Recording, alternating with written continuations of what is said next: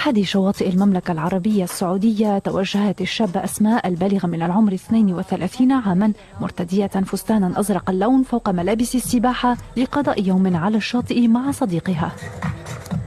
والدي جي كمان رهيب، زمان ما كان مسموح، الآن قمة المتعة.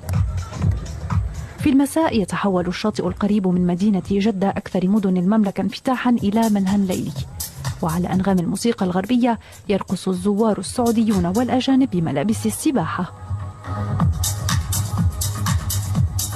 طبعا حاسة أنه أنا ما بدي أسافر لأنه بصراحة يعني كل شيء صار موجود.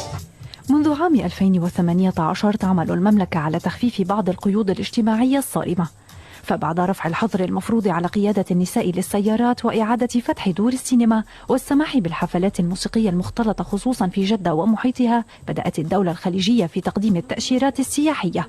اليوم ومع مرور 4 أعوام وبعد السماح بالسباحة المختلطة، يأمل الزوار المحليون والأجانب بالحصول على المشروبات الكحولية التي ما تزال محظورة في السعودية.